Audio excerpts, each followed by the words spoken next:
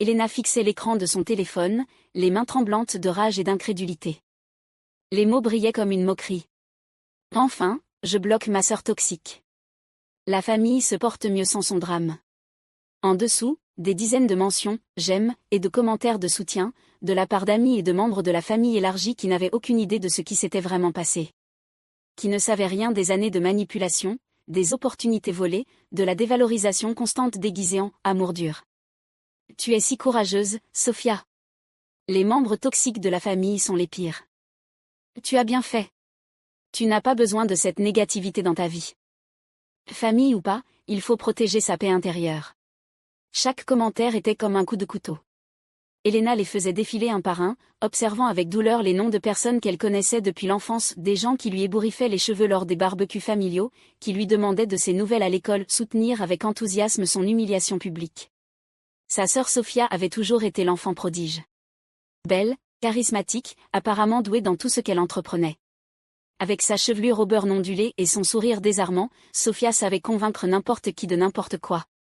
Pendant qu'Elena peinait dans un collège communautaire et enchaînait 3 petits boulots, nettoyage de bureau à l'aube, tutorat après l'école, et service en restaurant jusqu'à minuit, Sophia avait obtenu son MBA dans une université prestigieuse et décroché ce qu'elle appelait sans cesse le poste de ses rêves. Chez Montenegro Industries.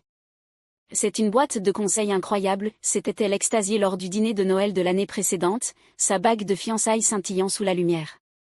Le PDG est apparemment un génie mystérieux qui a complètement redressé la société. Je gagne plus dès mon premier salaire que la plupart des gens en 5 ans. Elena avait souri poliment et demandé le sel, pendant que leur mère rayonnait de fierté et que leur père lançait une énième histoire sur sa fille à succès. Personne n'avait demandé à Elena ce qu'elle faisait. Personne ne le faisait jamais.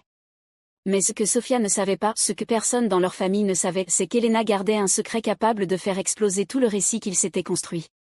3 ans plus tôt, lorsque leur relation avait commencé à se détériorer après que Sophia eut saboté les fiançailles d'Elena en racontant des mensonges à son fiancé Marcus, Elena avait fait quelque chose d'inédit dans cette famille, elle avait cessé de parler d'elle.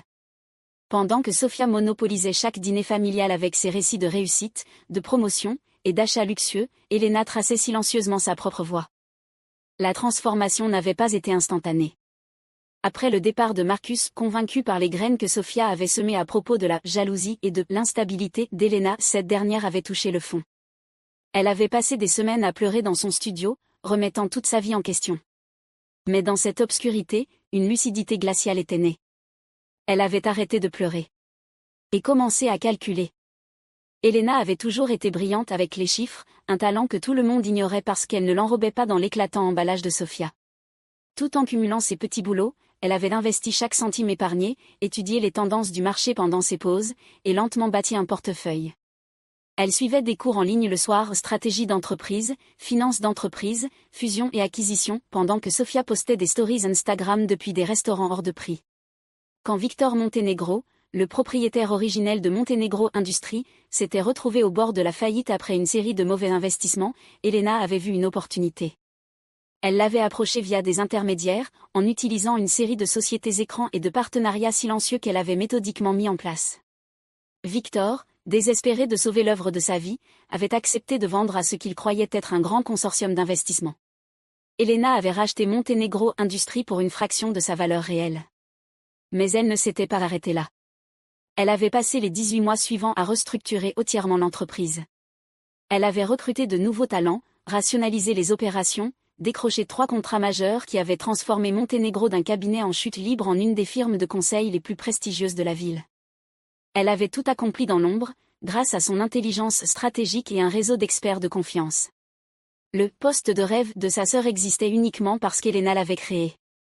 L'ironie était exquise mais aussi douloureuse. Pendant 2 ans, Sophia avait travaillé sans le savoir pour la sœur qu'elle méprisait sans relâche. Elena l'avait observée dans l'ombre, la regardant gravir les échelons, sans jamais savoir que chaque promotion, chaque opportunité, chaque succès venait de la même personne qu'elle avait passé des années à traiter de raté, de pathétique et de honte pour la famille. Elena avait enduré d'innombrables dîners familiaux à écouter Sophia se vanter de ses idées, brillantes, qui, selon elle, révolutionnaient l'entreprise. Elle avait serré les dents quand Sophia s'était attribué le mérite d'initiative qu'Elena avait personnellement approuvé. Elle avait même souri lorsque Sophia se plaignait du PDG mystérieux qui ne montre jamais son visage, et spéculait, probablement un vieux bonhomme complètement déconnecté du monde des affaires. Elena avait prévu de révéler la vérité un jour, peut-être au mariage de Sofia le mois prochain, où elle pourrait enfin montrer à tout le monde ce qu'elle avait accompli. Elle s'était imaginé le choc, le respect à contre-cœur, peut-être même des excuses. Elle avait rêvé de ce moment où sa famille la verrait enfin comme autre chose que l'ombre décevante de Sofia. Mais cette publication changeait tout. La famille est mieux sans son drame. Ces mots la blessèrent plus profondément que toutes les cruautés précédentes de Sofia. Ce n'était plus une humiliation privée, c'était une trahison publique. Sofia avait dépeint Elena comme la méchante auprès de tout leur entourage, jouant les victimes tout en se vantant d'une carrière qu'Elena avait rendue possible. Elena relut la publication, la mâchoire crispée, en remarquant que Sofia avait tagué plusieurs membres de la famille, assurant ainsi une visibilité maximale à sa campagne de diffamation. Même leur grand-mère âgée avait aimé le post. La goutte d'eau fut le commentaire de son ex-fiancé Marcus. « Tu as pris la bonne décision.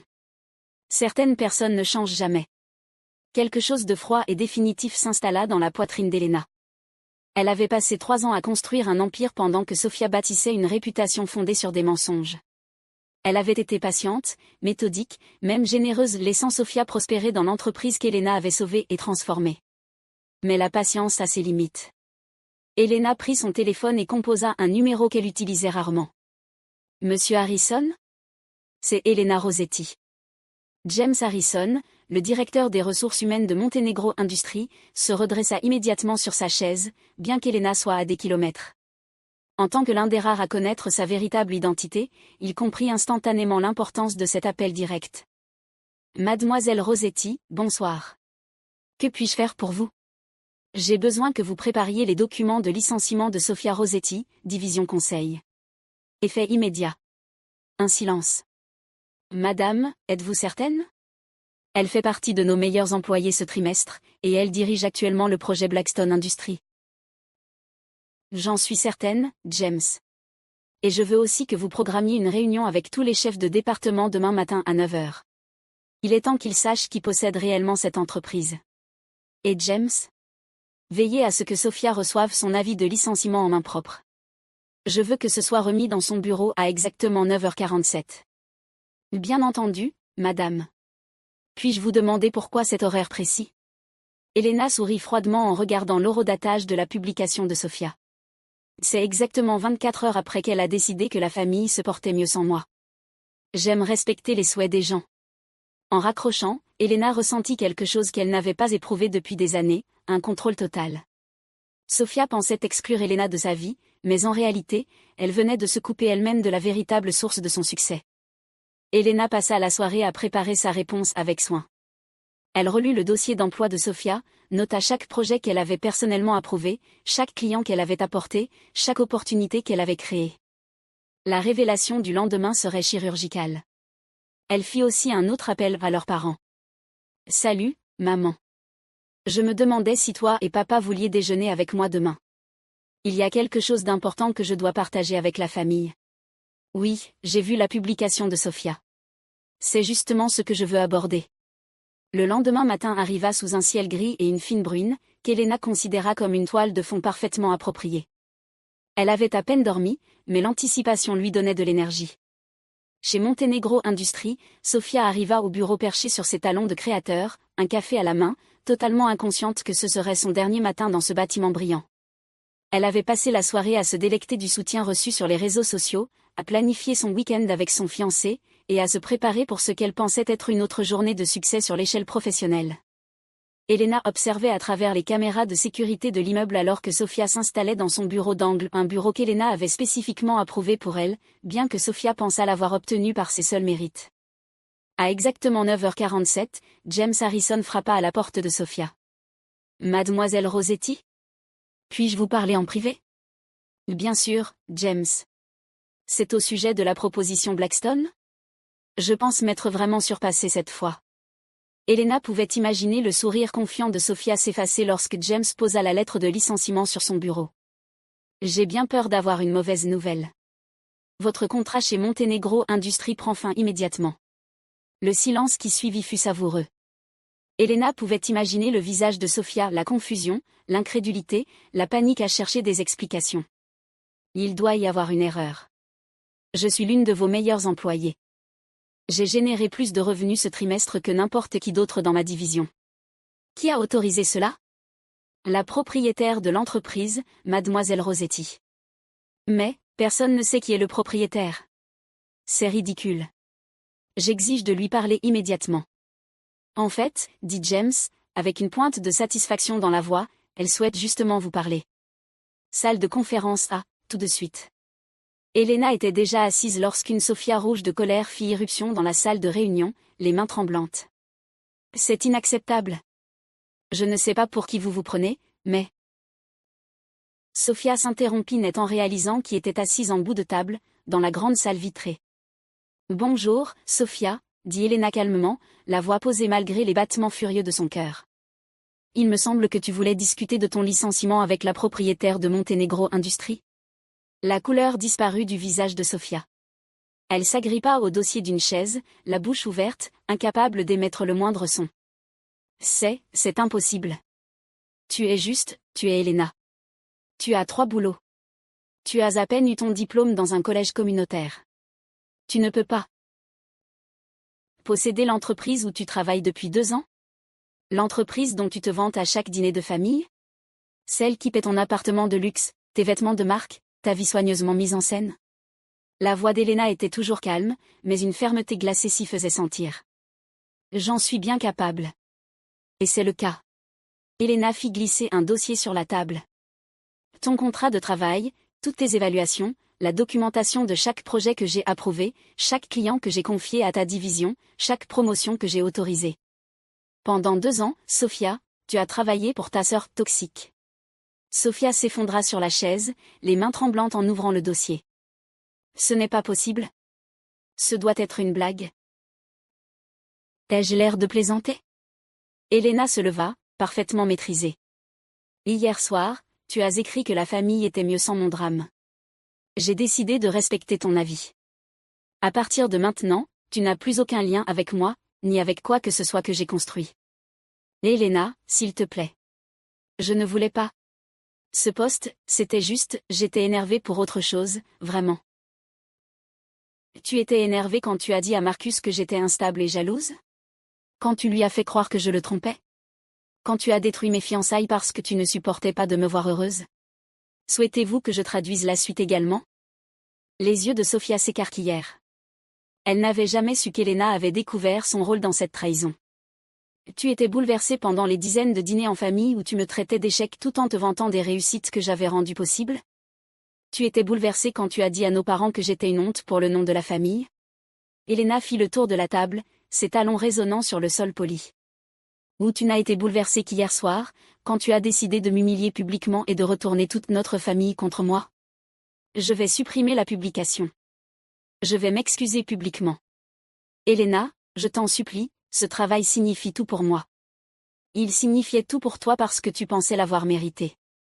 Tu croyais que tu avais réussi parce que tu étais spéciale, talentueuse, digne.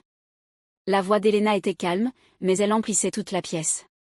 Maintenant, tu connais la vérité. Toutes les opportunités que tu as eues ici venaient de la sœur que tu as passé des années à détruire. Elena se dirigea vers la porte, puis s'arrêta. Ton dernier salaire sera versé aujourd'hui. Tes affaires seront emballées et livrées à ton appartement. Ton accès au bâtiment a été révoqué. Qu'est-ce que je suis censée dire aux gens? À mon fiancé, à nos parents, à mes amis? Elena se retourna, et pour la première fois, elle sourit. Dis-leur la vérité, Sophia. Dis-leur que ta sœur toxique a créé tout ce que tu pensais avoir accompli. Dis-leur que le drame familial dont tu voulais t'éloigner était en réalité la seule chose qui faisait vivre tes rêves. Alors qu'Elena s'éloignait, elle entendit Sophia s'effondrer derrière elle, la réalité de sa situation commençant enfin à la frapper. L'enfant doré avait perdu son éclat, et tout le monde allait bientôt savoir pourquoi. Le téléphone d'Elena vibra avec un message de sa mère. Hâte d'être au déjeuner, ma chérie. Ton père et moi sommes curieux de ce que tu voulais nous dire. Elena sourit en répondant. Je pense que vous allez trouver ça très éclairant. À tout à l'heure. Le soir venu, le groupe familial, autrefois rempli de messages de soutien à la publication de Sophia, était étrangement silencieux. La révélation d'Elena pendant le déjeuner avec documents à l'appui, relevés financiers et une chronologie très détaillée avait réécrit toute l'histoire de leur famille. La dernière publication d'Elena sur les réseaux sociaux était simple. Parfois, la meilleure des vengeances, c'est simplement de laisser les gens découvrir avec qui ils avaient vraiment affaire depuis le début. Hâte de construire quelque chose d'encore plus grand. Visage souriant avec hurrieur #vérité révélée #nouveau chapitre. La réaction fut immédiate et massive. Anciens collègues, vieux amis, et même des parents éloignés ayant été témoins des années où Elena avait été ignorée ou rabaissée commencèrent à lui envoyer des excuses, des félicitations, et des demandes de reconnexion. Mais le message qui compta le plus vint d'une source inattendue, Marcus, son ancien fiancé. Elena, je te dois des excuses énormes. Je commence à comprendre ce qui s'est réellement passé il y a 3 ans, et je suis horrifiée d'avoir cru aux mensonges qu'on m'a racontés sur quelqu'un d'aussi extraordinaire que tu t'es révélé être. Je ne m'attends pas à ce que tu me pardonnes, mais je voulais que tu saches que je vois enfin la vérité. Elena lut le message 2 fois, puis le supprima sans répondre. Certains chapitres de sa vie étaient définitivement clos. Ce soir-là, alors qu'elle était assise dans son appartement en penthouse acheté grâce au profit de Montenegro Industries, elle repensa aux événements de la journée. La carrière de Sofia était finie, sa réputation en ruine, son conte de fées brisé.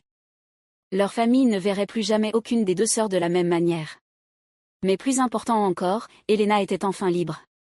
Libre des ombres, libre d'être sous-estimée, libre de se soucier de ce que pensaient les gens qui n'avaient jamais cru en elle. Demain, elle commencerait sa prochaine aventure. Après tout, Montenegro Industries n'était que le commencement. L'enfant doré était tombé, mais le phénix né de ses cendres ne faisait que commencer à s'élever.